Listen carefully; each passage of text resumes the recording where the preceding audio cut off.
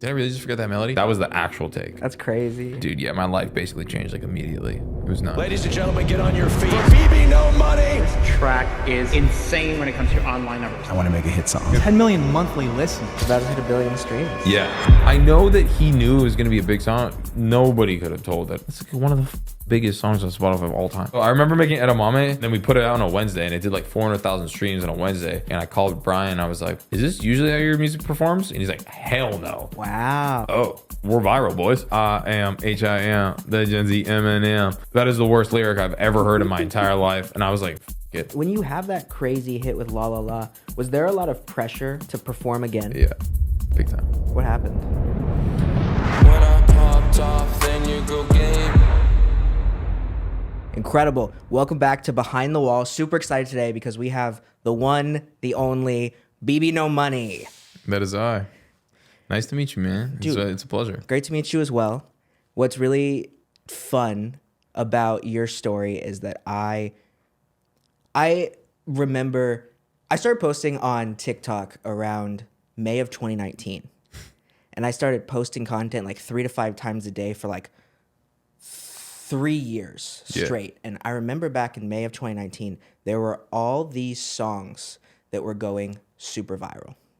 And one of the ones that went crazy was La La La. Yeah, went moron mode.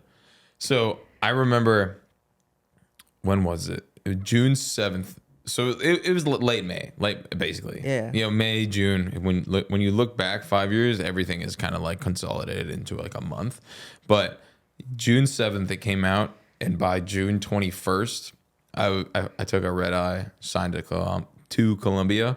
And dude, yeah, my life basically changed like immediately. It was nuts. That's really quick. Yeah. June 7th to June 21st. That's... Dude, it was, you know, like the dentist, like the TikToker, the dentist guy. Probably. I'm sure you've seen it. He goes like, he brushes. He doesn't brush his teeth, but Brushes he's his like, teeth.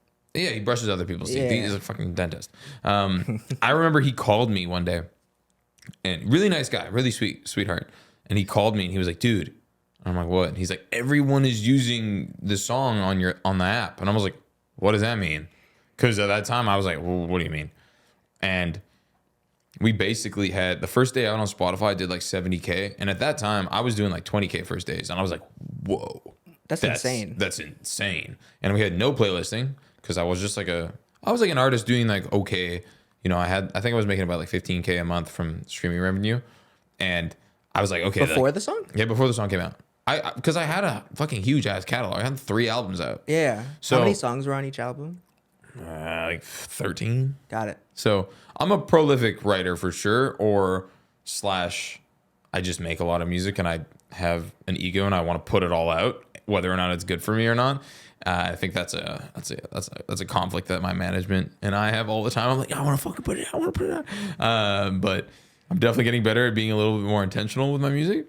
But yeah, after I dropped that song, dude, shit went crazy. I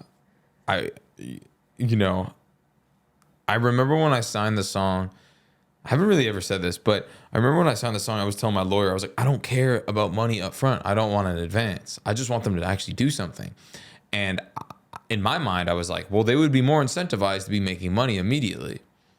Yeah. But in reality, they're just a business and a corporation that don't really give a fuck at all. And it's like, they put money down, they're still going to make it back no matter what. And I didn't realize that if I asked them for $1 million for this song or something like that, then they're a little bit more on the hook. And I didn't think about that. I was just like, well, wouldn't they be, if they're a partner, wouldn't they want to like just be a partner and make money together immediately from $1? So I was like, I don't want an advance. And they were like, huh? And I was like, nah, I don't want an advance because I still had my 25% of the song. And I was like, I'd rather just be making money immediately from it. But they were like, well, we're going to spend like $700,000. So you're going to have to recoup that as well. And I was like, well, it'll be faster to make money from $1. And they were just like, huh? They were just so confused, like so perplexed. And I just remember like sitting there with who's the head of RCA? What's his name? I can't remember. But basically he put $1 million in front of me and I was like, nah, zero. And he's like, what the fuck are you talking about? And I'm really happy I didn't sign, because I think I realized that it would have been a little bit more of a nightmare. But I did make my largest career mistake, and it wasn't signing at that time, because I had an album that I didn't spend any money marketing, and it's sitting at like 450 million streams, and it's in entirety. And if I marketed that album, it would have been way, way, way, way bigger. And I spent like $4,000 marketing it. Okay, here's where here's where I want to ask a question, because you say marketing the album. When I think of like marketing in music today, it's so like behind content. When you say marketing the album and putting money behind it, what does that mean exactly? Well, the thing is at that exact moment in 2019, also that matcha and this gum that I ate, I'm losing my mind right now. I feel amazing. Let's go. Podcast studio number 1. So basically, in my opinion, at that exact moment was like the paradoxical shift of what marketing is. And I feel like it's kind of interesting, because record labels will literally dictate how successful a song will be, but the only thing that they have to do, like their marketing departments are getting, like people in their marketing departments are getting paid like $200,000 to literally call an artist and be like, you should make a TikTok. And it's kind of like embarrassing, to the point where now that everyone knows that, it's like labels are becoming as useless as bread and butter could be. You know, it's like there's almost no point in signing if you don't have the ball rolling, because you're going to have to roll the ball yourself anyway, until the ball is so goddamn huge that a label's like, let's smash my face in this keyboard and spend $1 million on a song. So it's interesting, because at that moment, I was still apprehensive, because I spent no money to market La La La. I just promoted it. I had like my fans spray painting La La La June 7th on their high schools and shit. And it was like, I wasn't like, go do that. I wasn't inciting illegal activity, but I was like, hey, yo, post a story to La La La June 7th if you fuck with me dropping this song, kind of thing, and I'll give you guys merch. And there was people like spray painting people's cars and shit. And I was like, okay, it's getting kind of, it was like going viral before the song came out. Yeah. And at the time, this is what I do if I have a song, like a big song that I think is big, and I signal to my fan base. I'm like, all right, I'm getting my team, my fan base, all of my people to back me on the song, because that's what matters. It doesn't matter, like making a song go viral is, you might as well just shoot your fucking feet if you want that to happen, because it probably won't. But if you have 2 million followers, try to get all those 2 million people that clicked follow one time, or like tuned into your business one time because of a reason. So try to get them to follow it and enjoy the song, because if you do that, you already won. If you make a fan favorite song, you made a fan favorite song. That's more important for ticket value and ticket sales and longevity of your career, because those are the people that are going to keep fucking with you. And I think there's a really, really large disconnect between artistry and making songs just go viral. And that's the unfortunate, the divide was like, all these record labels were like, fuck it, let's use this app that finds this many TikTok creates and this much increase of like proportion of streams per day. Let's buy it and just like throw more money in it and just make money off that. Whereas like now it's slowly kind of going back into the world of just like developing an artist and like developing a story. And something that I noticed recently is I was just super, super real online, and people really received that well. And I was like, oh, whoa, people actually care about who I am. Where historically I've just been like, haha, pee pee poo poo. And like, that is really me in the end of the day. But being real is like something that is like so like, and especially in this day and age, because everything is so like, there's no facade anymore, because you have to be yourself online and stuff like that. 100%. And I think the more real you are and the more honest and open about everything is, people can just relate to it on like a deeper level for sure. So 100%. I kind of went off on a tangent, but I guess that's what happens when you have the flow state in the gum. So Shout out. yeah, shout out flow state. So I want to like get to the point of La La La, but first, what I found interesting about your story is that compared to a lot of artists and and people who are successful in the industry, you started a bit later than where a lot of people like kind of start when it comes to music. How did you find your way to music, and how did you decide this is what I want to do for the rest of my life? So I broke my back playing rugby in grade 12. It's all good. It was a good learning experience. And then I was like, okay, shit. Well, now I know so much about the psychological effect of pain, and I'm in chronic pain all the time. Like, basically, I have trouble sleeping. Like, it's just my life. So when I went away to university, I was studying, which I got my degree in kinesiology. I was studying kinesiology because I understood the psychological effects of pain. And I was like, if I at least know this, I have one leg up on people who don't get it. Because the one thing I saw across the board was in clinics and whatnot, they don't really understand that you may actually be in pain. Like, looking at me, do I look like I'm in pain? No. Exactly. So it's like, I can be like, oh, I understand how that feels. It's like debilitating that you can't do that anymore. Or it's like when you stand up from this chair, my back might tweak, and it's like not something I talk about regularly, but it's like, fuck. Or it's like, let's say you're having sex with someone and your back tweaks and you're like, that's debilitating. That's it's not embarrassing, but it's like, why do I have to deal with this? And that's something that I really got the grip of. And when I broke my back, I was super depressed because I was like, oh, like life is out to get me, blah blah blah. But then I found making music to be such a good escape that I was like, oh shit, I'm literally just gonna do this for the rest of my life, because I was writing poetry at the time because I didn't really know that journaling was like a good thing. So I just started just writing poetry, like super sad poems and shit. And then I guess I just turned like the super sad poems into moron lyricism.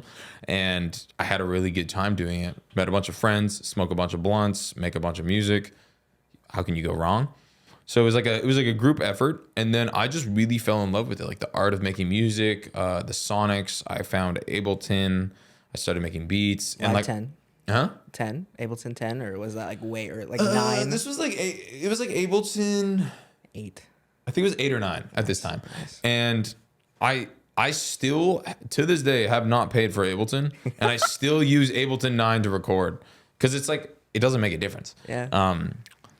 So I really fell in love with the art of making music and like mixing and mastering and like the nerdisms. Okay.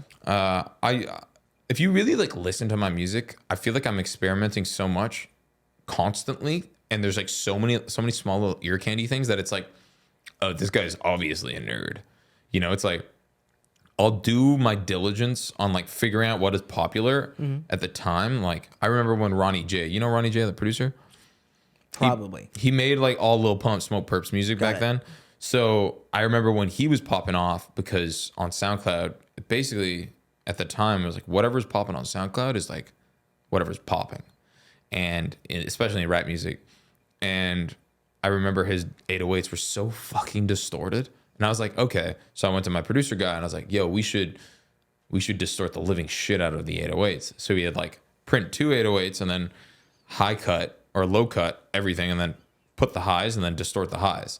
And then we kind of figured out a way of having synergy between both of those sounds. And immediately, boom, song does better, because you're like digesting and articulating how you want to articulate that sound. And why I thought the song was popular is because the 808 was distorting, and boom, I do it myself. It works. So it's kind of just like a research case study method. And like typically when I finish an album, what'll happen is I'll be like, okay, I'll make one more song, and I take every single flow that I'm used to and I know that is really popular in every one of my songs, and I know is the reason, or why that song is the reason why it's popular, and I'll just copy and paste it basically with my own flow, and I'll just make one really, really good Bbno Money song, and I'll throw it on the album before I upload it. But basically how I got into this, I'm going off on a tangent, the flow state, man. Is after, it just really made me happy. And still to this day, when I'm like frustrated, depressed, or like anxious and feeling lost, I'll just be like, I need to do like 20 sessions this month. Book me. I'm not using social media. Fuck that shit. And I've made some of the best music recently in the past, I don't know, like 10, 15 days. And Some of the best music Incredible. I've ever made, I think. Wow. And I'm feeling really like at peace. So That's great. it's probably something that I'm gonna do for the rest of my life. I feel like I have a lot to say, but I have nothing to say at the same time. It sounds like music is a way not only to escape, like you said, but it's also a way to like truly express yourself. Yeah, because I think Baby No Money, like I'm Alex. Alex is Alex, but Baby No Money is like Alex on like 17 flow states. You know what I mean? So it's fun to be the most eccentric self I can be, and challenge myself or push myself to the limit with regards to what I'm comfortable with. And I think it's beautiful that I've been able to do it and platform it, and also be able to display that, I'm a weird kid by default. I'm weird. I'm awkward. I'm like, I'm a gamer. So, and I feel like I kind of have a representation of these like mannerisms and these ways of what like people like chronically online people have, but I just kind of broke through a little bit, and I think those are my fans. They're just like weirdos, and whenever I meet them and do meet and greets, I'm like, everyone here just gets me. They all just get it, and it's weird. It's cool. So It would make sense that a lot of your fans are also chronically online. chronically online. Same though. I'm also chronically online. It's Like, a problem. It is a problem. There is no doubt. I went away to Hawaii for 3 days recently. Okay. No phone, no technology for 3 days. That's crazy. That was the longest I think I've gone without technology, which is like fucked up to say. How was it? Amazing. Like I was exhausted by 7 p.m. because I was like absorbing normal stimulation and like doing what was. And yeah, it kind of blew me away a little bit because nobody steps away. Yeah. Like it's bad. Do you feel did you feel guilty at all? Like not working, not being online, like feeling that at all? So I spent 4.5 hours articulating to my team exactly what we're going to post, exactly what we're going to do this. So they did it. So I didn't have a worry there because I was like, I don't want to have to worry that. We also had a tour announcement. Got it. And we were announcing a tour. So I was like, okay, well, shit, I need to leave. You guys need to do this. So they did that. But I came back online, sold the most tickets we've ever have. Incredible. And I was like, that's good news, man. And it was a very, very peaceful experience because I was there. It was a therapy retreat kind of thing. And the lady I was there with was so spiritual, so grounded, and has easily like the most enlightenment I've ever seen in anyone. And I was just like experiencing sun up, sun down, and meditating. It was very nice. Wow. And like I wouldn't say I'm like a spiritual person like that. Like I'm not, but doing things that you don't typically do very often is something that I think Baby No Money stands for. It's like I wouldn't really just be like, oh, I need to go meditate for 4 days straight. But it was a cool experience. And now that I have that experience, I can share it with other people, and it might be more applicable to someone else's life. And I think it's just basically like I'm just blessed to be able to do whatever the fuck I want when I want all the time. And it comes across that, I think, on my social media and stuff like that because I'm just fucking around having fun. Yeah, you're very genuine online. I really love all the posts you make. Okay, I want to ask this first real quick because this is a question I always like to ask everyone, which is, I think in music, in content, there's this kind of sense of like going viral overnight, or like there's this sense of like having the song that changes your life overnight. But how many songs do you think you wrote before getting like the first big hit? As Baby No Money, probably like 500. Yeah. I've kind of broken it down. About every 300 songs, I'm like a hit. How many songs do you write for each album? So I wrote 100 songs from like November 2023 to like February, and I've only released 3 of them. So, Oh, wow. yeah, But the thing is like I'm just being like ultra selective now. You know, I never really used to be. Back when I first started, I would put out a song every week. Yeah. Yeah, back Like in Russ. the day. Yeah. It was very like Russ ideologies. Yeah. But at the same time, I was like, I don't know any better. And also like I was making songs, I wasn't perfecting them. I was mixing them myself and like nothing was like perfect. And at that time I didn't really want to spend any money on it because I wasn't making much money. So there's no point. Whereas I still think that fundamentally that is the best way to go about making music because you're also competing with like 3,000 songs every day, 4,000 songs that are being released every day. And it's like, how do you get people's like attention? And how do you hold people's attention? It's just like constantly be in everyone's face. And if a song isn't working, this is my largest gripe. Okay. If a song isn't working on social media because of the quote algorithm or like literally like the sonics just don't make sense with someone's phone, so like someone hears it and they don't like it, but the song is fundamentally a good song. If I were to show you this song that we had recently and it just doesn't work on social media and it just doesn't work, you're fucked. So like testing music before it comes out is something that is, if you're not like a AAA artist, it's something that you kind of have to do. And I think that is the lamest shit because it's like, what if you create this cool plan where you're like, I'm going to storm all the toilet stores in all of America and shit on the floor. But like, that's the whole marketing campaign. Like, boom, you know, let's say this is for Bbno money. It's like, I'm going to go to every single, you know what I mean? And shit on the floor, not in a toilet. And like the song is called Toilet. And they all love the song. Like the song is a 10 out of 10. Every single person I saw was like, damn, this shit's hard. Like there's nothing wrong with it.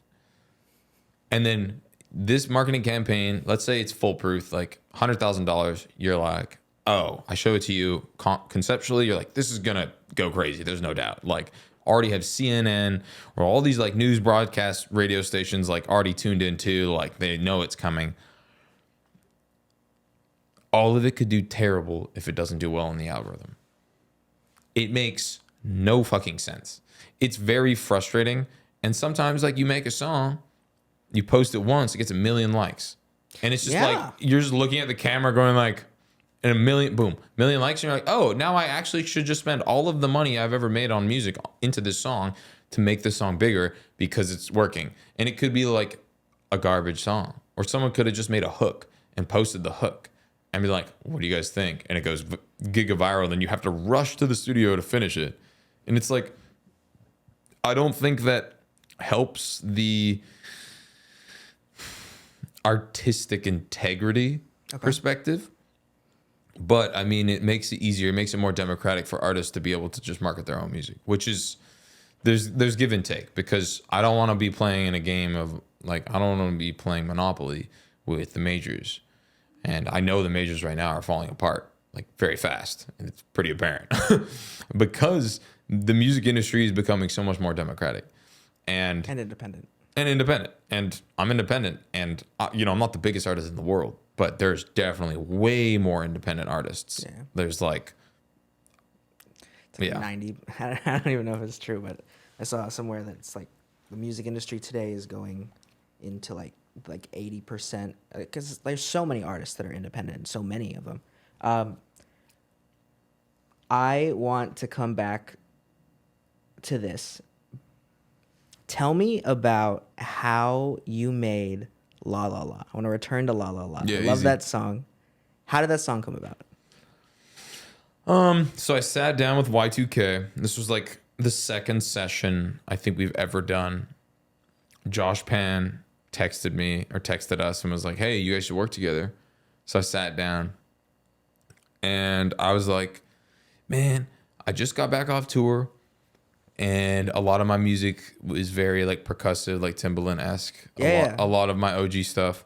Shouts out Lentra.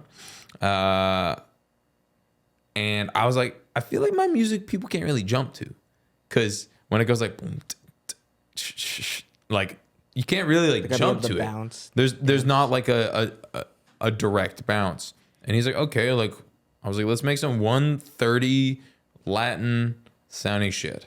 He's like, cool. Went onto the keyboard, went to like Latin Spanish guitar, and just went dun dun. And I was just like, oh, yo, I think I got something. And then basically I wrote like when I popped off, and I wrote that, and I went to the mic, and the first take that I went to the mic with, this is something that I actually have a problem with, is I forget the melodies, like unironically. Like I'll come up with something good, and then I'll turn around to everyone in the room and be like, yo, fuck, what was that? What was that? And I basically just, in that first take, I was like, oh, did I really just forget that melody? And you see how like authentic it sounds, because it was that first take, and he's like, nah, and I was like, okay, cool. And then I jumped back in, and that first take, or at least for the first like 2 or 3 bars, or like 2 bars of like when I popped off, that was the actual take. That's crazy. And I remember when we finished the song, or we made the hook, Ari stands up, he's like, this one's fire. We should stop working on it now. And I'm like, really? I was like, well, why don't we just keep going? He's like, no. This one is fire. I was like, okay, cool. He's like, let's go get some breakfast. And we went and got breakfast. He's like, I don't want to touch that song today. I need to sit on it. It's so good. I was like, okay, cool. I didn't really know what we made at that point. I know that he knew it was going to be a big song. Nobody could have told that. It's like one of the fucking biggest songs on Spotify of all time. It's like, it's stupid. It's about to hit 1 billion streams. Yeah. I'm really excited for that. Crazy. I'm gonna figure out a funny ass plaque for my parents for that one. Like a billion dots on the board or something. So did I really just forget that melody? Like walking to it, say into the microphone, did I really just forget that melody? And then when you hear the actual melody of Y2K going dot dot, and then you come in, that was actually how it happened. That was actually how it happened. That's crazy. It's nuts. And I remember we were gonna take it out. Okay. We were driving back from Highland Park Cafe, which, bro, I remember at that time, that was this Highland Park Cafe was the cafe we would go to, and I would get this breakfast sandwich every single fucking day. Like, no joke. The breakfast sandwich with a mocha, so good. And we would go there every day. And on the Genius interview, I said, hey guys, please, I want to shout them out. Highland Park Cafe, leave this in there. I said verbatim on Genius. Nothing against Genius, they're dope. But I said, please leave it in there. Highland Park Cafe is fire as hell. Their bacon's super good. Their chipotle mayo is crazy. And the eggs, they're just so fluffy. They didn't leave it in there, and I was so pissed. I was like, this is the singular reason why I made so much good music with Y2K. Like, in 2.5 weeks, 3 weeks, we wrote like a full album and La La La and a couple other huge songs that I have. And I just remember them taking it out, and I was like, God damn it.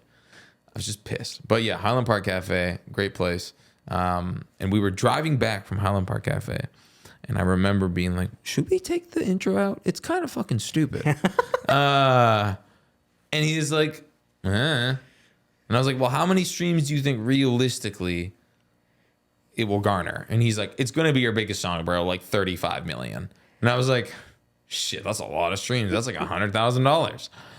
And yeah, we did like 27 million the first like 7 days. That's crazy. Yeah, it was nuts. Did you expect that song to be like a hit? So Vonson, Gravy's best friend, I was playing it on tour right before a song came out. Yeah. Every night I'd be like, you guys want some unreleased shit? Yeah. And I remember the first time I played it, I walked off stage and Vonson was like, you think this song's gonna blow up? And I was like, I promise you it's gonna blow up. And he, to this day, he turns to me every single time. He's like, I remember that day that you just looked at me. You're like, I promise it's gonna blow up. And he said, you said it with so much conviction that like I just spoke the truth into it. Like I just believed. I remember when I had that, I showed my videographer, he hated the song. He was like, I don't even want to shoot this. And I was like, well, fumbled that bag, brother, man. And I love my videographer, but I was like, I don't know. It was one of the first songs that I sang on. It's very like, some of the melodies are very like Arabic-esque. And like, I'm Armenian, so there's like a little tie in there. But yeah, I don't know. Like, it was one of the first songs that I was singing on. I didn't really know how to expect, like what to expect. It was one of the first songs that I marketed. I knew it was gonna do fine, but you can't gauge that shit. You know, like it was out of my hands. Yeah. So And the moment that was like that went crazy was the did I just really forget that melody? I remember just being a meme and everyone just continuing to comment it for so long. And what's interesting about that that period of time of viral songs is that there were so many viral songs coming off of TikTok at that time. so crazy. Yeah. Arizona Zervis, Roxanne, like stupid Ashniko, like so many songs.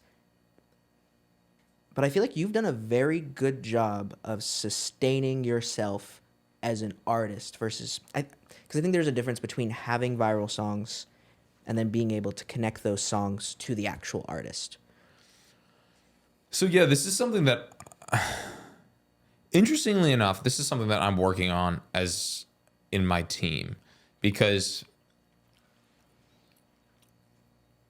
in what you're saying, it's like I honestly still think that I have a massive disconnect between fandom and my listenership, because I have like billions of fucking streams, but let's say you give these billions of streams to like I don't know, like a more niche punk band, they're gonna be selling 15,000 tickets across the board. You know what I mean? Like, so is it a product of the space I'm in? Is it a product of how music is consumed nowadays? Is it a product of maybe my brand not being as accessible or simply as accessible? I don't know. Nobody really knows, because this day and age of being a musician and an artist is very, very, very different than it has been in the past. So there's not enough like full-blown case study. But my take is songs are going to be bigger than the artist a lot of the time, until you have exclusively an artist with no virality that is selling tickets because just fandom. Mm-hmm. And I think a really good example of this in the hip hop space, even though they're like top of the food chain, the Suicide Boys, they have zero pop appeal. Well, no, they're pop as fuck. Their music is fire, popular. You know what I mean? But they don't hit radio. They don't do interviews. They don't do anything except for make fire ass music and sell out 20,000 tickets and stream harder than AAA artists. They're like quadruple A because they like crack the code. Mm-hmm. They have such a diehard fan base. There's a new statistic or analytic on like Spotify for artists that shows your typical fan will stream how many times. Will stream the song how many times. I usually sit at about 5. So like, let's say I have one follower, he will stream the song, let's say 5 times over a year or over this month period. They probably have like per fan streaming it like 40, 50, 60 times. They stream more than Nicki Minaj. I didn't. Yeah, they stream more than like, dude, I think they do like 15 million streams a day. That's crazy. It's crazy. Yeah. It's like nuts, like absolutely nuts. And like, they just came from the underground. They're the kings of the underground. Yeah. And they sell more tickets than most artists will ever be able to globally across the board. Like it's crazy. And I think they're the perfect example of, does it even matter, this argument or this question? Because they have all these viral songs, but they're not taking the typical route. Yeah. Which is like, how do we draw to their branding or their identity? And it's just their music that is speaking to them. So then I question myself sometimes. I'm like, is it the music that is not accessible? Is it the branding that's not accessible? So, but at the end of the day, I'm also doing a podcast about my music with you right now in LA. Flew my parents in, going to Mexico City to perform in Mexico for the first time. My life's great. Incredible. It's incredible. So it's like, it's cool because it's still a business in the end of the day, and you have to like figure out ways to make it more sustainable or more effective. And I think, just like food for thought, I guess. Yeah. When you have that crazy hit with La La La, was there a lot of pressure to perform again? Yeah, big time. What happened? That doesn't happen to most people, I would say. Yeah. Like, fundamentally. I mean, I would assume. How many people do you think have a giga hit like that?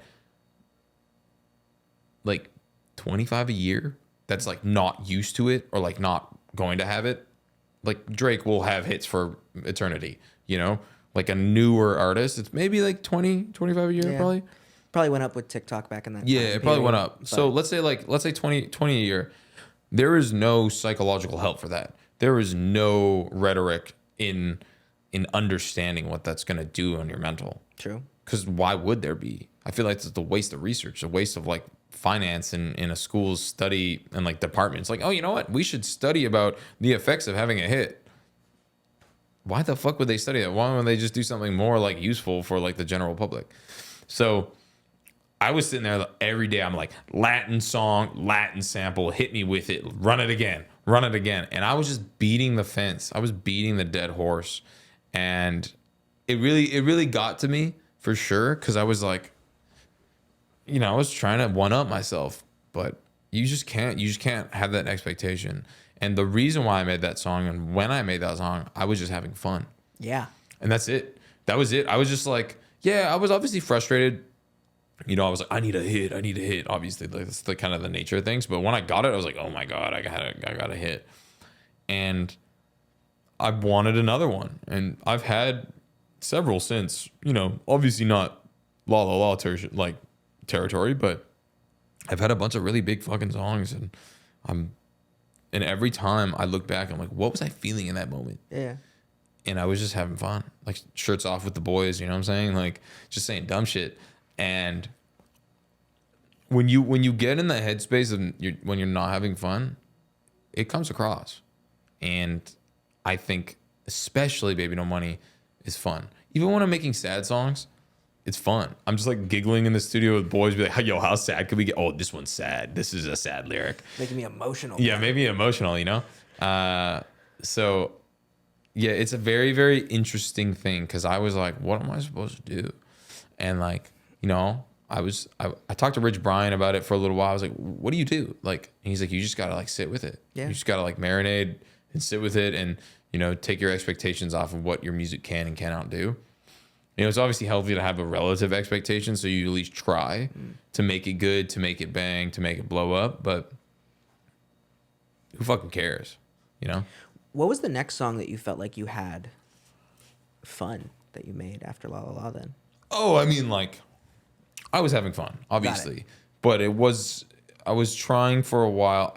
I mean, we're pairing it with COVID, me not being able to do a world tour because of COVID. True. So I was like pissed off, like internally. Yeah. But I remember making Edamame. You know that song? Yes. Yeah. Of course I know. So I remember making Edamame, and I made like 3 of their songs out there. They're all great, and they all came out. And I remember he did the bass line and he threw a clap on it. Okay. And I just was like, balls hanging low, while pop bottle Lafayette, chain swing, and clink clang, and it costs a lot. And then we just added another lyric, and then it whoa, which is something I do on a lot of songs. And I was like, because I know it's gonna work. And I was like, I don't really know this type of like housey-esque, like semi-slowed house beat. I don't know how it's gonna do. And then we added the horns at the end, and that was what sold the song. And I remember I sent it to Rich Brian, and he was like, yo, this shit's fire. And I was like, cool, get on it. He's like, cool. And got on it the same night, and I was like, whoa, okay, he must really like the song. And then we put it out on a Wednesday, and it did like 400,000 streams on a Wednesday. And I called Brian. I was like, is this usually how your music performs? And he's like, hell no. This is ripping. And I was like, cool. Shot a music video. And I was like, I don't really want to spend too much because I don't know how this song's going to do. It was like $4,000. We just rented like the Night Armor. I posted that first clip from the intro of the song with the Night Armor, and it did I went out for some food with my ex at the time, and it did like 1 million likes on it TikTok when I came back, and I was like, oh, we're viral, boys. And then basically I just shot a straight line, and I just kept on doing the exact same TikTok for like 2.5 months straight. And I grew my following on TikTok, like 2 million followers. Like, and it's See, this is what I mean. It's like I didn't think that song was gonna explode. Yeah. But I understand why. Because when you listen back to it, everything makes sense. Even though none of it makes sense. But like everything makes sense. And then get this. So Brian's big in Indonesia. And when I say cling clang, because I'm talking about my chain, like cling clang, like using, what is it, alliteration or onomatopoeia? No. I believe it's the second one. Yeah, onomatopoeia. Yeah. So basically, when I say cling clang, it's a word in Indonesian. Wait, is Indonesia, do they speak Indonesian? Yeah, right? I'd assume. I would assume. Can we get a fact check? Yeah, Okay, great. We got a fact check. check. We got a fact check. Yeah, sorry for not understanding or not knowing. But basically, cling clang has meaning in their language.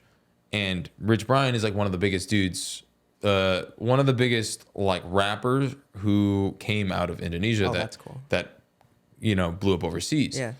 So he's a fucking legend there, like absolute legend. So that blew up, and I was like, what are the odds? You know, like what are the odds that me just saying some onomatopoeia shit has meaning in the language of the person I featured? And Rich Brian and I, like, we're kind of in a similar like lane, you know what I mean? Where we're both funny guys. And it just worked out. And then everything, it just like worked out. Then 88 Rising kind of backed it. I did it on M Theory. Actually, I think I get the lease. They licensed it. I get the license is up in like a couple months. Wow. Money up. That's fire. I totally forgot about that. That's fucking. I'm texting my lawyer after about this. But yeah, it was just like, just worked out. Yeah. And yeah, I don't know, man. Sometimes like music just works. It just works. You're like, thanks. I'm glad that happened, and I'm glad that worked. So the horns were added at the very end, the part that you hear at the very beginning. So it's all these like, it's really cool because it's all like the intro parts of the song that seem to be connecting really well so far. But also, I remember the filter that both you and Rich Brian did with the thing, and I just remember that just going crazy every single time. Was that just like a random filter that you found on TikTok? Basically what happened was I just did one filter, and it was like bah, bah, bah, bah, bah, bah, and I just raised my eyebrows. I went But the thing is this trend blew up on Chinese TikTok first. Oh. So we were delayed like 3 weeks on North American TikTok with this trend, because I was like, I don't want to just raise my eyebrows on TikTok. I feel like that's not like amazing. But in Chinese TikTok, I was like, fuck it, who cares? I'm just gonna do whatever I want. Because in China, that's like my biggest fan base, and it was like popping off in China. I was like, cool, great. And then I tried it in North American TikTok, and it just went viral. And I was like, oh, sick. I don't have to do anything. And I'd be like, what TikTok am I gonna do today? And I just type in filter, choose a random one, and then just do it with the and then when it drops on the one, I just change the filter. Because it was like it was like a bear running, right? Well, so we got given that. Oh, okay. Later. So when I started doing all these filters, it changed. I was changing them every single time, and then the last one, when we got the jungle run, it was like, yeah, like TikTok hit us up and was like, hey, this is dope. We should give you a filter. And I was like, cool. That's sick. Yeah. That's the blessing, is when social media works in your favor, it's amazing. So something I've been doing recently, because I know that the concept of when social media actually works in your favor, it's great, but you can't rely on it anymore. So you need to be able to make your community feel like a community. So just talking to your audience, saying dumb shit, you know, being like inclusive of everyone in that follows you. Yeah. And being like, hey, like this is gonna happen on this date, pull up. Or like, I'm in this city this date, I'm gonna be at this place, like throw a couple dollars on marketing it, and like having real fan experiences that like you can offer them. But it's weird because I'm such an internet act that it's like, how can I do it on the internet as well? So It's been a good year though. We've done like a lot of damage on the internet for sure. So Yeah, you talk about fandom and you talk about audience and everything like that, and even Chinese TikTok Douyin. You have a pretty tight knit fandom in China. Is that correct? yeah. I've heard you talk about it several times, but how did that happen? I've said this story. I think this is the story that I've said the most, but I'm gonna try to like say it in a different way because how could I do that?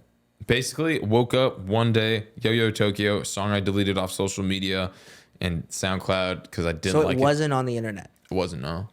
Well, they found it. They found it because I put it out for a week and they put it on Chinese distribution platforms. Okay. And this guy danced to one of my songs during his 16th birthday that was televised across all of Chinese social media. And I just went giga viral. What year was this? 2017. Was that like one of the things that like kind of pushed you into like not like really kind of started your career, I guess you could say? Yeah. So, I remember end of 2016, I had this guy hit me up. His name was Graves. He got giga fucking canceled. But he was an electronic producer and he gave me my first opportunity. He hit me up and was like, "Hey, let's make a song. I fuck with what you're doing." I'm like, "Cool." And this is like, I had a little steam. Like I had like 4,000, 5,000 followers on SoundCloud. And at that time, as soon as you hit 10K, you're kind of a thing. And I was like, I have to take this opportunity. So I wrote like 6 songs on the same fucking beat because I was like, I can't fumble this. So I took a bunch of Adderall at university and I wrote like 6 songs for this guy. It was an Asian mythology sample. And the song is called Meta. Shot a crazy music video to it. But I didn't hear back after I sent him these 7 songs for like months. Oh, wow. And then I just got a contract in my email. And I was like, sign it, who cares? Because I was like, it doesn't even matter. Like I would take the L financially to make sure the song comes out. So that was like my first like win. And then right nearing the time of like, I'm like, I don't know if this song's ever going to come out. And this was like 4 or 5 months after I sent him those 7 songs. So this was like right during reading week where, you basically just have to study for your midterms when you come back. So I was on a ton of Adderall. I was depressed. I was like, man, I don't know if I should do this music shit anymore. Like I'm kind of like not flunking university, but I wasn't getting good enough grades for them to be like utilized afterwards. And I was like, dilemma. And I got a message. This was like literally like I woke up the next day and I was like I remember I was crying in my basement because I was like, I don't know if I should be doing this anymore. And I woke up the next day and this chick on Twitter, doesn't follow anyone but me, was like, "You're famous in China." And I'm like, huh? Like, what you mean? So the whole day I didn't study and I was just like researching into it. And I was like, there's some numbers going on here. And then I asked a bunch of like foreign exchange students, Chinese exchange students at my university. And they were like, "This is you?" And I'm like, "Yeah." And they're like, "What the fuck? You're popping." And so hit up this dude named Luce, flew myself out to China. And then like a week later, after I found out I had some popularity in China, Meta, the song, I got this contract and I was like, dude, everything's like lining up, man. This is weird. Like it almost doesn't feel real. Like, so when it rains, it pours, but it always clears up.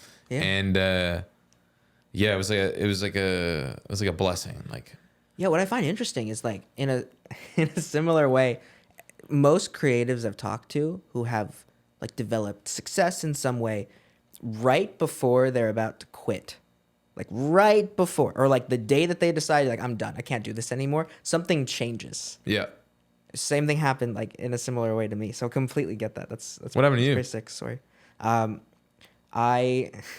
got a job at a financial firm when I was trying to make content at the same time. I was working at a call center. And I decided that I was gonna work at a call center, be a 9-to-5 worker for the rest of my life, and I was never gonna be able to do this ever. And then I posted a story that one of my favorite EDM artists, Porter Robinson, was gonna be at a music festival that I used to work, and through just people watching that story, eventually got reached out by his manager being like, yo, Porter would be down to make content. You want to come out? And I was like, I don't know. Like, let me find out for my job. And I find out that would have been like the first day I started at this new job. So I either had to quit or work this job for the rest of my life. And I decided to quit. I went to the festival. He unfortunately ended up getting COVID, but he's the reason. Porter Robinson, to this day, like, he doesn't know this. Whenever I talk to him, he's the reason that I went full time in a sense because of that. How does he not know this? I'm sure you could get an interview with him. We've possibly talked. Like, I've talked to his people about it a couple times, but maybe I'm sure one day it'll happen in some way. But everyone I've talked to, it kind of has a similar thing, so that's kind of cool. Yeah. I mean, I feel like you got to make a clip. Hey, yo, Porter Robinson, hit the fucking man up. God damn it. Appreciate that. So, Edamame, massive song, super cool song. One of the people who worked on that song, isn't it Diamond Pistols? Is that right? Yeah. You have a song with Diamond Pistols, solo. I love that song, Help Herself. Oh, yeah, that song rocks. That song's great. Yeah. So, like, emotional. It's so real. Tell me about that song. So he basically sent me the beat, and I was like, yo, I really like this beat. He's like, as if you're going to hit this shit. And I was like, and this was like right when we first started talking. Like, this was like, I was like, send me a pack. And that was like one of the songs I heard on the pack. And so when I write music, I like top line shit. Yeah. So basically what it is you remember that song that Kanye put out that was like skibbity poop poop? Of course. So basically I do that. Like, I'll just say gibberish on a song. Okay. And see if it like tonally sounds good. As a if melody? It's like a melody so I can find the pocket. Yeah. And I like briefly, I was like, you know what? I'll do it right now. I'll send it to him, see what he thinks. And I just basically like hummed out melodies the whole time and structured it with like this hummed out melody. And I was like, you like this? He's like, I've never really heard like a full scratch track of like nonsense, but he's like, it's cool. Write to it. So I was like, cool. I was like, I really like it. And writing to it was really, really easy. I don't know why. And sent it back in like 25, 30 minutes, the whole song. And he's like, dude, this is fire. Good job. And I'm like, okay, cool. Do you want the vocals? And then he processed the living shit out of my vocals because I'm not that good at singing. But yeah, the song's great. Song's great. I like. It's like my favorite song by. Yeah, it's like a really, really good song. Yeah. And I've been really working on making more music that is kind of not necessarily in line with that, but I have like a charming singing voice because it's not that good. And I feel like people can kind of get down with it because it's just like a normal voice that I'm just like confident enough to like actually try to sing. And I kind of want to take a singing on the hook, rapping on the verses kind of vibe where it's like semi half singing. And I feel like I don't typically do that very often. So yeah, that's the next album is I'm working on. It's kind of like not necessarily esoteric, but I just feel like it's time that I make like really long songs and like try to. What does long mean? 5 minutes. 6 minutes. Sick. And just like have like, because I have nothing important to say, but I can say it dope. I can say nothing dope.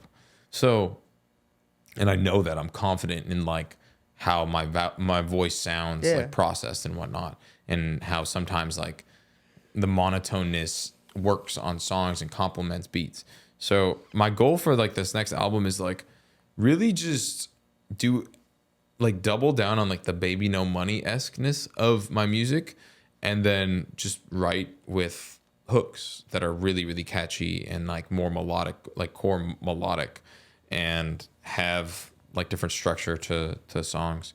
There's this song that I worked on recently. It's called Weirdo. It's like me hitting like falsetto, like me, like kind of energy, and then it goes into like a very drum breaky beat with like tons of distortion and tons of like left field synths, and a lot of like really, really cool unique moments and like spatial voice work, kind of like not necessarily like Radiohead, but like a mix of Radiohead and like Tyler kind of thing. Sick. So And I think it's weird and it's cool because my fan base, if I did that shit and put it out, they'd be like, dope. Rather than being like, huh? Because I feel like a lot of artists, when they make left field stuff, they're like, we don't want that. We don't need this. But my fan base is like, do whatever you want. Because I do whatever I want and have been for so long. And it's like, sometimes, one day I remember I put out like a ballet funk song and my fans ate it up. And I was like, that's sick. It's not like normal North American-esque sounding music. Yeah. And I put this out like 6 years ago. And Diplo just hit me up. He said he was doing yoga in Brazil and that song came on. Wow. And then he was like, who is this? And they're like, oh, it's Bbno Money. He hit me up. He's like, I was doing yoga and this song came on. He was like, it's really sick. You should make more music like it. So That's fire. yeah, I think it's really cool that I have the ability to do whatever I want. And, Yeah. And I think it's time that I like double down on that. I have this song where it's like it's kind of like a piano ballad, and then it turned into like a Mac Miller piano rap song, and then it turns into like a psychedelic rock song at the end. That's crazy. Yeah, it's crazy. And it's just me being like, what more could we do? How more could we make it like ridiculous or like more of an experience for a listener? Experience. That's cool. Which it doesn't necessarily tonally make hits. That's not necessarily hit music, but if it's good enough, it'll become a big song because my fan base will like it. And that's all that matters. So I think, and if I like it too, that's something that's really important. I want to show you this one song that is like a classic Bbno Money-esque song. Or it starts like more of like a Drake song, then it goes classic Bbno Money tempo, and then it goes into like this synthy through the wire Kanye West S shit, and then it goes into like a house yeet song. And it's like one of my favorite songs I've ever written. Like it's so cool. It's like a really, really cool song. So I'm excited to hear it. Were there any songs that you've made that you didn't expect to be hits? Nursery was one of the first songs that I really had some social media traction on. Mm-hmm. It wasn't that large of a hit because I think just sonically it's super weird and just rippity rappity, and it's like a bunch of pots and pans sounding type beat. So it doesn't really gravitate or allow people to gravitate easily on it because it's kind of left field as shit. So that was like one of the first songs, and that was like an album cut. I was like, wow. That was basically one of the songs that I said. I was like, this is typically what I do. I put the last song, I just rap the whole time, and I just know my fans will like it. So it just elevate. I just thought it was going to elevate the album. So that song took off, and I remember my manager at the time was like, "This song is the worst song on the album. Take it off." And I was like, "I really like it. I think it's very me." And it came out, and it was doing terrible, and then it just blew up on TikTok, just because some anime like audio. I don't know. That's sick. Yeah, it was sick. So you never know what could take off. Yeah. Even one of the songs you put out, It Boy, you had a whole thing. Was it like you creating DMs as if Eminem was DMing you, or was it like Eminem DMing you? It was Eminem DMing me. Yeah. So basically, I was pretty worried about putting that song out. Okay, really? Because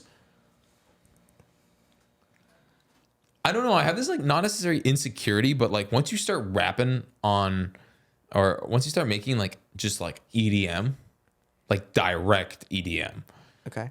like with drops. Yeah. I don't know what it was or what it is, but ever since like I started making music, I would always get worried about like having drops in my music and whatnot, and being too tonally electronic, which I think it's just something I have in the back of my head. But It Boy is not electronic at all. I mean, it is, but it isn't, because it's like it's still fully a rap song with like 20 different drops and like really, really cool moments, and like the context of what the song is, the concept is boy, because I have the longest yeah boy ever in it. I have me saying bitch I'm him, and like as it's like a masculine song, you know what I mean? But it's really crazy live, and then the hook is so simple, like this simplest song. And I was like, is this too electronic to put out? Because I don't know, it's probably just some insecurity shit. But realized the song, people really fucked with the song. So, and it's definitely the best performance song I have. You should see it live. It's crazy, man. It's like, it's insane. Gotta come to Mexico. Dude, pull up tomorrow. Why not? Shawn Mendes is closing the night. So, Oh, that's crazy. yeah, it's called Corona Capital. It's like a really, really big festival. It's like huge. I'm really excited for my set. Incredible. Yeah. So the whole Eminem thing, how did that come about? I said, I'm the Gen Z Eminem on the hook. Yeah. And one, I'm not even Gen Z. Basically, when I Wait, recorded... wait. When were you born? I'm millennial. When were you born? 95. Okay. Technically. I'm 96. So Okay. like right there. Yeah, It's right like in the- Zillennials. Yeah, that's what they Zillennials. call it. So when I wrote the hook, I ordered an Uber and the Uber driver was waiting. And I was like, ah, shit. They're like, freestyle something real quick. And I was like, ITBOYBBNO $. And then we did the Yeah, That's Me later. And then they were like, do another one. I was like, I am HIM, the Gen Z Eminem. And they were like, that is the worst lyric I've ever heard in my entire life. And I was like, fuck it. I remember I showed Diamond Pistols it. He's like, song bangs. You should take that lyric out. It's stupid. And it became one of the reasons why it sold. You know, Yeah. like, it was like a very weirdly good, easy, simple marketing tactic that I knew people were going to get pressed about because I am not nearly as good as Eminem. And I will never try to dethrone him. And like, that's the nature of things. I do think I have some Eminem like esque like mannerisms on how I market things and like how like freely I'll just say whatever and do whatever kind of thing. And I think that doing that has given me a leg up. Like, you know, I would streak naked. Who cares? You know, it's like, that's some Eminem shit. It's like, who really cares? But that song, yeah, like the Eminem marketing tactic was basically like, he definitely heard the song, but I just was like, oh, let's fake a DM. So, I thought it was an easy one. Cause I've faked DMs from like Selena Gomez. I've like photoshopped her and me gravy chilling. You know, it's like sometimes people think it's real, and when they think it's real, you won. But the thing is the song was so like attenuated for that DM to make it. It made sense. Yeah. And I wish I could sit here and lie to you and be like, yeah, like he really DM'd me. Like his team was like, yeah, I fuck with the song, bro. Maybe I'll get on the remix. Like that would be amazing. But there's no way he didn't hear the song. There's no way, like, you know. So at least I had that going for me. Yeah. But yeah, I basically just photoshopped a fake DM. And then I was like, damn, all right. And I was like, oh my God, no way. He DM'd me. And it just gives people like, it's like a hook. So, Yeah. so it allows people to like dive deeper into the business or dive deeper into the song. And, And the music. you know, it's kind of like a music video Yeah.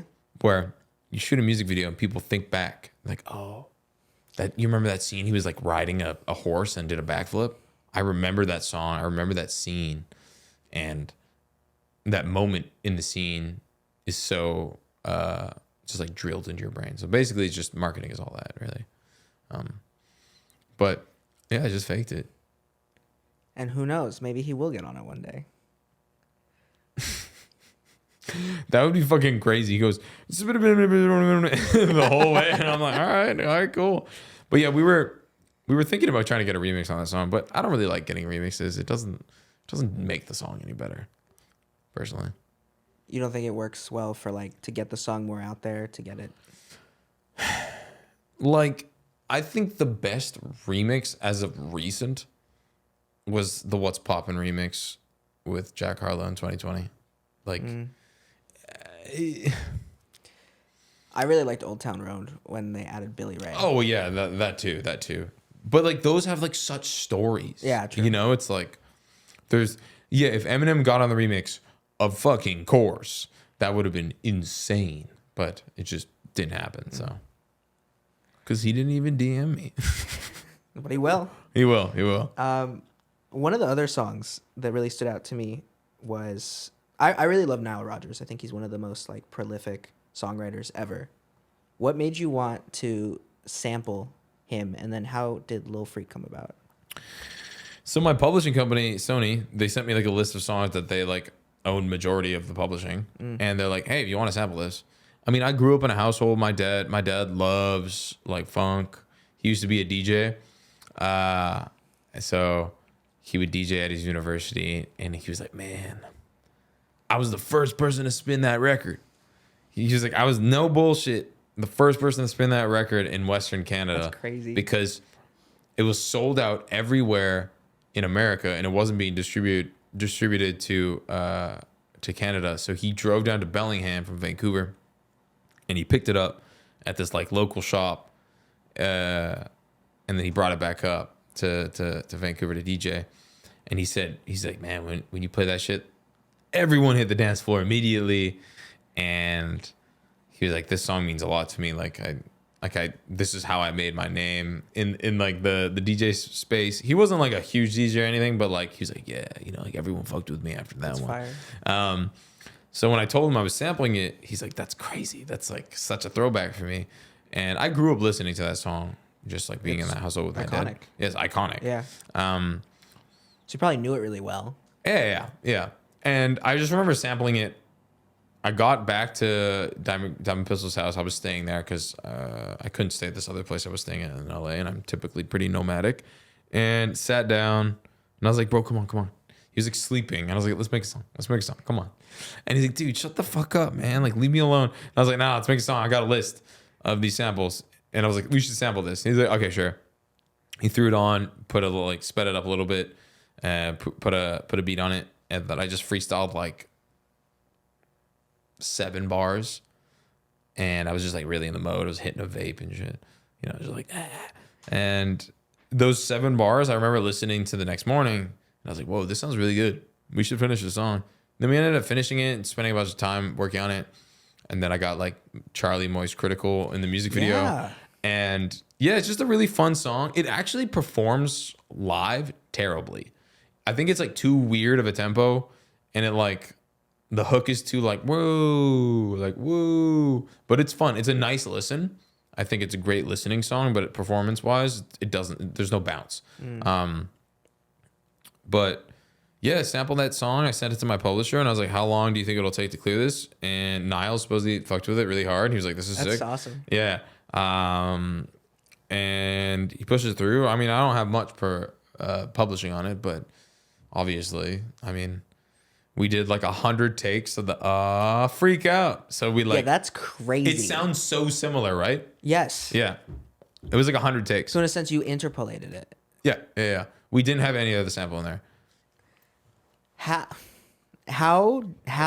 did you match? How many times did you like listen back and forth to make sure Well, that whole? so we took like the sample itself, and we just listened to it like a trillion times, and just like did a ton of layers, and then we like pitch one layer up, 2 semitones, this semitone, like, And that's 2 you cents. two singing. Yeah, all the Christian parts, and right? I, yeah. That's crazy. Yeah, it was kind of ridiculous. He spent a long time working on that song, because I was like, a lot of the time I was like, "Oh, it doesn't sound similar. It doesn't sound good enough." So we spent a lot of time working on that.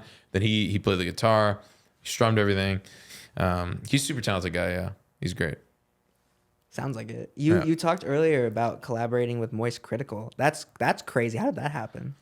Dude, I cut the song. I sent him the song. I was like, You guys knew each other. Yeah. Oh, sweet. Yeah, we've done a couple things in the past. He's a really nice guy. I sent him the song, and basically I was just like, "You like this song?" He's like, "Yeah, it's fire as shit." And I was like, "Cool." I was like, "You want to be in a music video?" And he's like, "Yeah." I was like, "Do you want to be like this song's music video?" He's like, "Sure." And then I just went down with my videographer, Sherez, and basically all that happened after that was we just like shot around in Tampa, and that was it. We were like shuffling, having a good time. Yeah, you guys were both dancing like crazy. I Yeah. saw his little thing on like talking about every single dance move. I saw that. See, it's really fun making music videos like that, because everything is a good shot, basically.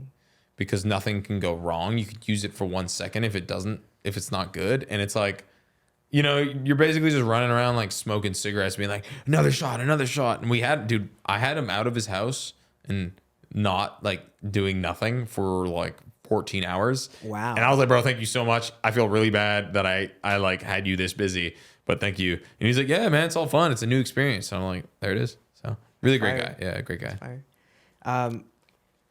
Is there a big difference between music that performs well on streaming platforms, music that performs well on radio, and music that performs well for sync? For me, sync, I mean, Edamame was like the third largest sync song of 2022 and 2023. That's crazy. Yeah, that shit was nice. That shit was a blessing and a half. And I honestly think that the reason why that song, that it still does like 400,000 streams a day. And I think the reason why it still rips that hard is because of some of these syncs. So radio, I think radio it's, I mean, if it's not too like direct on it being like, you know, all hypersexual and stuff like that, then it could do decent. Any type of song could do decent as long as it's popular across the board. The one thing I will say about radio is we kind of got fucked with La La La in North American radio because that was right around the time that radio wasn't accepting TikTok songs. Yeah, it really wasn't. They weren't because, and it was until Bad Guy by Billie Eilish. That was Mood. 24K Golden. Well, that was in 2022. Oh, that was in 2020. So that was like the time that it really changed, like the whole narrative. But basically, our radio campaign in America did terrible for that song. Terrible. And I think we hit like 47. Like it was not a big song in America. It was a big song everywhere else, but it was interesting. So we kind of got stumped there, and that was like the first time that I was like, oh, okay, like what really defines a radio record? And it's basically still, or now it's actually just if it goes on TikTok. That's it. That's because any song. Still? Yeah, 100%. That's all it is, man. If it blows up and it goes viral, it'll be on the radio. That's it. If it goes number one, I mean, like it has to have some, like, you know, like Shabuzi's song, for instance, like it went number one for so long. It's still, isn't it still? I think it is Like still a 17 fucking number. weeks. That's fucking ridiculous. It's a great song. Don't get me wrong. But it's like the reason why that song, there's reasons why that song is still number one on radio because it's like country-esque, and North America, especially America's, love the country sound. And there's a bunch of other small little like intricacies why it would be number one. Do I have any idea what really makes a song do well on radio? No, it has to be good. That's it. Because some songs can blow up on TikTok that aren't good, and like That's true. they do well. You know, I remember one of my friends. He had a JV on Atlantic, and he was signing these songs that were like just audio files, like literally like audio clips that people would turn into songs, minute long, have 400 million streams on Spotify. Like that one. Yeah. Exactly. Josh. And it's like, what is the point? Like, they're not gonna, unless they sample it and then like put an artist on it. I feel like it won't really like articulate to radio play. But maybe I'm wrong. Maybe in the future we're literally just gonna be listening to ambient radio. It's like, that'd be sick. It'd be really cool. Performance on Spotify. Mechanical royalties, performance royalties, sync. Yeah, I think sync songs just have to be positive and upbeat. That's how syncs get hit, in my opinion. Like, I haven't gotten a sync for Help Herself, but I've gotten so many syncs for Edamame and like songs that are kind of like tonally similar. So as long as it's like fun, I think most of the time they're trying to sell a product, and if the product is depressing because of the song, it's like, would I really want to buy that? So I think that's sync, in my opinion. And then it performing well on Spotify, man, that shit has, it's just if it does well on social media. There's nothing. I've never really had a song that has been a big song because of like an algorithm on Spotify. It's all off platform and then it comes onto on platform. I've never had it the other way. Yeah. When you have a song, do you come up with an entire like content plan of like, here's what we're gonna do, here's how we're gonna try to make the song do well? I make content that is applicable to any content or any song. So then if it's not working, I can pivot rather than having all of my like birds in one basket or ducks in the basket and birds. Monkeys in a barrel. Yeah, ducks in the barrel. So yeah, for me, it really sucks because I wish I could be more direct and like I wish I could articulate perfectly like what I'm gonna do that day and post what I'm gonna do that day and what XYZ. But you can get like 3 days into a campaign and you're like, we gotta pivot this completely. It's not working.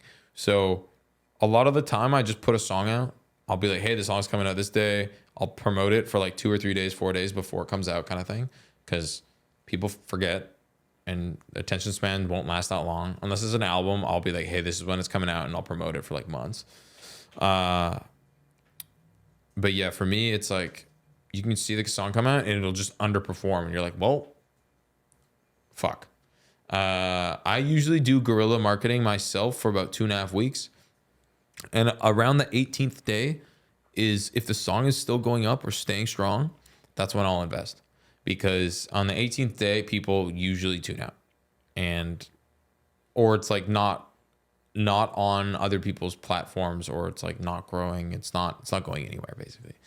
So that's at least for me. It's like a 2-week kind of period of promoting a song, and if it flops, if it doesn't do anything, if it doesn't grow, then it's not the song's fault, but my whole fan base at that point will know that my song is out. So I can't do much more. Really. I can keep pushing it, but it's not going to do anything. It's like with La La La. I remember when La La La came out, by the 15th day, it was so fucking out of my hands. Like I had no ability to make that song any bigger than it was. And I remember everyone was like, keep posting. And I was like, my 200,000 followers is not going to make a difference if I post or not. It's like, it's doing 4 million streams a day. Like it's like anything I post is not gonna get people to go listen to it. They know it's already out. So it's like, how can I take someone else's fan base and utilize someone else's fan base to promote the song as well? So it's like kind of like how can I sell myself on their platform to sell my product? That's kind of like what collaborations are now. And as transactional as that may sound and kind of nasty as that may sound, that's just like kind of how the business works. So it's been interesting to market my music in this day and age because I'm getting older, man. Like I don't really want to be on TikTok 24/7. So, but when a song works, it's way more enjoyable. It's way more invigorating because you're like, oh, like I will actually make content that will do well. Nice, great. Do you find that you like your songs more when they do well, like when they stream high, when everything like that, or like before you put it out, it doesn't really impact your opinion on it? I think we would all probably be lying to ourselves if we didn't. I don't know how much more. Like, okay, for instance, this song, it's 2, 4, 6, 8. It's like shit's fire. That song is dope. It's really cool. It's really, really artistic, really nerdy. I still love that song. The song did not perform that well. We put my most money I've ever put behind a music video. It's the craziest music video I've ever shot. And I was like, I believe this song. I believe in it. And I still do. And sometimes it just doesn't work out. And this is what I was talking about with like the algorithm just literally cucking you, basically. Like I made this video with this guy named Justin Yee. We spent 6 hours. We basically made a music video. Every 1 second, every lyric for the first 15, 16 seconds of the drop, we were shooting. And it's a great piece of content. It did 400 views on TikTok, and we re-uploaded it like 8 times. Wow. And it's like, what the fuck? Like, I'll show you after. And it's a really cool piece of content. We spent like 10 hours making it. And his content always does better, and my content always does better. And it's just like, that's just it. You have to play the ball game. And I don't think that song is bad. I think that song is great. And it's so interesting that you just have to play ball because yeah. Are you happy with how like TikTok has impacted the music industry? I wouldn't really have a big ass career. I wouldn't have a career where I'm at without TikTok. So I would be a hypocrite. Albeit, I think my favorite time was when SoundCloud was the king, because it was like you actually had a way to impact the song if you were to pay for something. If I were to go out and pay for like a repost from someone big, it would actually impact the song. Where nowadays, I can go out and spend $10,000 on a TikTok marketing campaign and won't do anything for the song. And,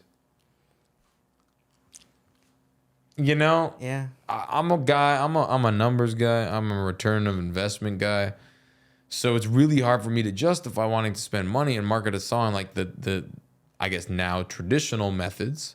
And it's frustrating. It's just like, that's the lamest part of being an artist. But I can't complain. It's like, Do you remember the first time you made money from music? I made $4. I made $4 and I saw it in my stem. Shouts out Stem, best distribution, no question. Stem. Okay. I've been with them since 2016, basically. Oh wow. But I saw $4 in my portal, and you can't withdraw until it's 50. And I was like, fuck. And I waited. It was $4, and then the next month was like $8, and then the next month was like 16. And then it went to like 200, and it was growing.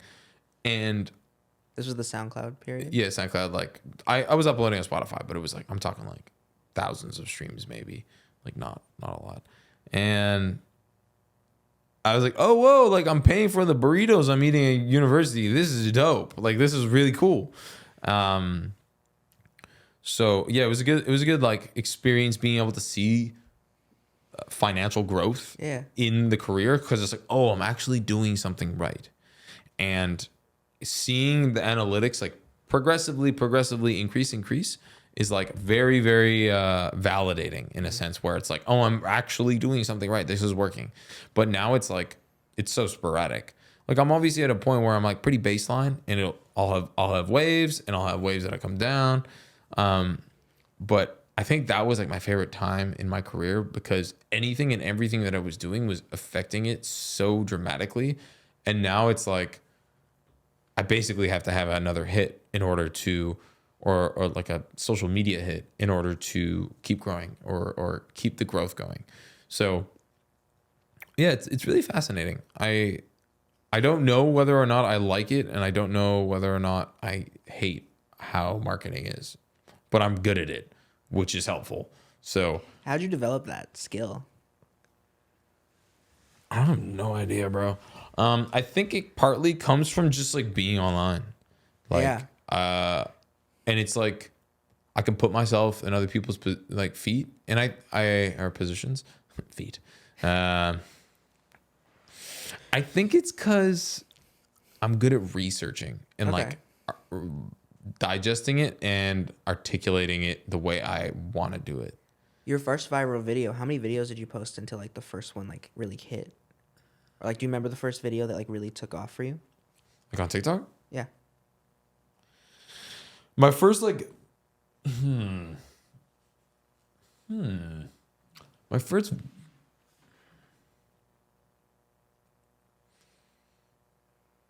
I think the biggest one I ever had was this guy roasting me for these pants I was wearing. And I remember I uploaded it, and this was like 2022, April 2022-ish.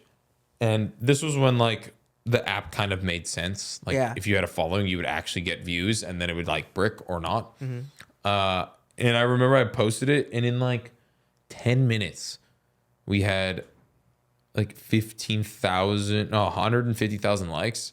And I was like, that's crazy. I was like, damn, bro, what the fuck? Yeah, that was probably one of my biggest videos. I think it has like 21 million views, but I've had a bunch of bigger-esque videos, like 7 million, 8 million views.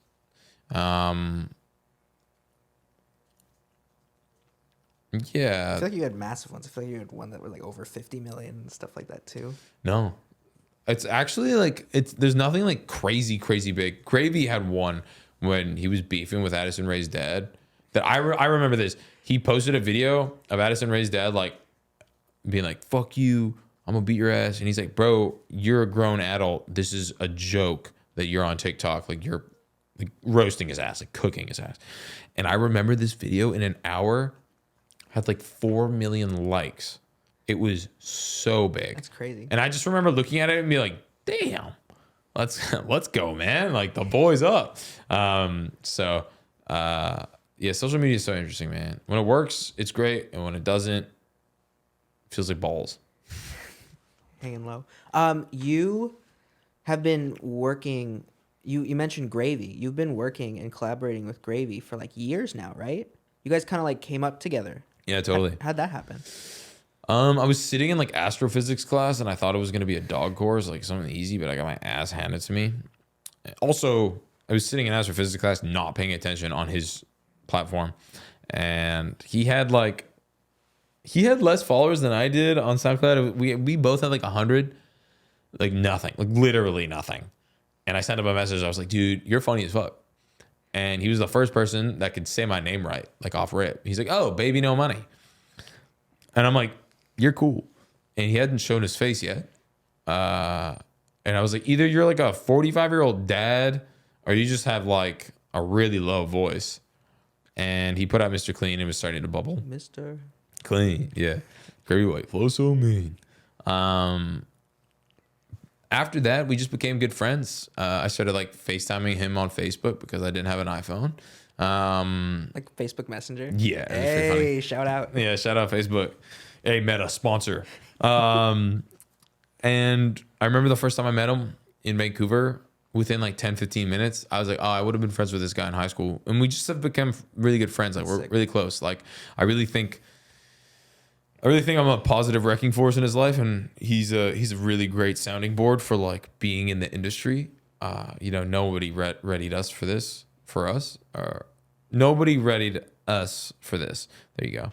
And having an actual friend, like someone that I can be like, dude, like, what do you think about like this? How does this affect you? Like genuinely, Yeah. is more than, it's like unbelievable. Cause like I'm as real as I can get with him. When he comes to me, I'll be like, no, this song sucks. And I feel like sometimes when you get more successful, people have jobs around you, they'll just yes man you. Yeah. And it's bad. Like it's not good. So I'm really happy that I can be that for him and vice versa. And he knows the type of person I am. So like, I don't really party and he likes partying way more. And I'll be like, hey man, what are you doing? He was like, I would have invited you to this, but like, I know you don't like this shit. And I know you'd like hate yourself if you're there, but if you want to come, you can come. And I'm like, it's cool that he like knows me like that. So, both our parents, we're like good friends with both our parents. That's awesome. Like, we're like actual friendship. It's great. Yeah. It's cool to have someone that you were at nothing. Also, like, Yeah. be able to like have success together and then be like, you were there when I was like at nothing. Yeah. And then have this really great relationship. When he bought his house is super, super nice. I remember I was standing there and I was like looking at him. I was like, dude, like, we fucking did this shit. And he's like, yeah, I know, it's crazy, right? And I'm like, it's fucking nuts. Like, even my parents, like my parents are proud of me. Like, and I grew up in a household, I was homeschooling, I grew up in a household and there was a lot of stress and a lot of like pressure from my mom. And like my parents are like, my dad does my finances and he's just like, where are you taking us now? Like, and it's really, really, really, I have a really supportive family and I love that. Yeah. I have a bunch of good people around me. Like, well, my life's great. Were your parents supportive of music when you first started?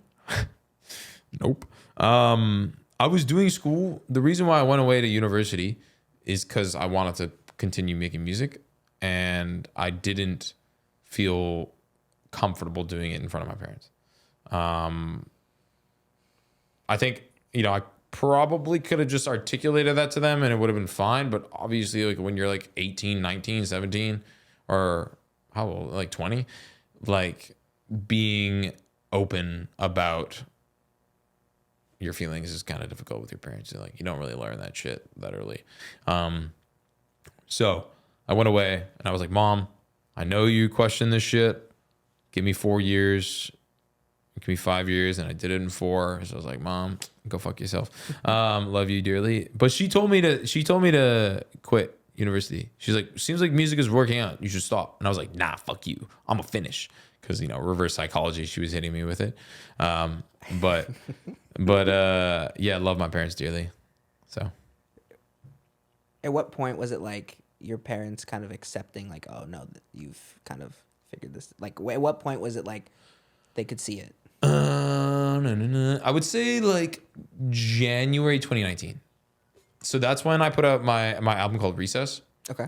And I just got off tour with Gravy, and I went to go to Ari's Y2K to write music. I think I put this song called Hyrule Temple out. And I remember one of my monthly statements for the streaming was like, it was like 22,000 USD. That's crazy. And I think that was like when USD to CAD was 1.4. So I was like, it was like 32,000. And my sister was like, Dad just told me that you made $32,000 in a month. And I was like, yeah. And I was like, I remember sitting there, I had a nosebleed. I was just sitting in Ari's living room while sleeping on his couch, drinking like shitty cold brew. And I was like, dude, that's a lot of money. And I was like, is this working? I guess it's working. And yeah, just like very eye-opening experience. That's where incredible. I was like, oh, it's working. Yeah. But then I tried selling tickets and I sold like 7 fucking tickets. So I was like, where's this disconnect? I'm having all these people, like real people, stream my music. But I realized soon after my fan bases are larger outside of America. So, and it makes sense because my music is wonky left field. It's like my music is always weird. Like one of my biggest, like for instance, Help Herself has like 132 million streams, I think. And we are halfway to gold. Whereas Gravy has a song called Magic, and he had 78 million streams, and you need 75 million streams in America to go gold.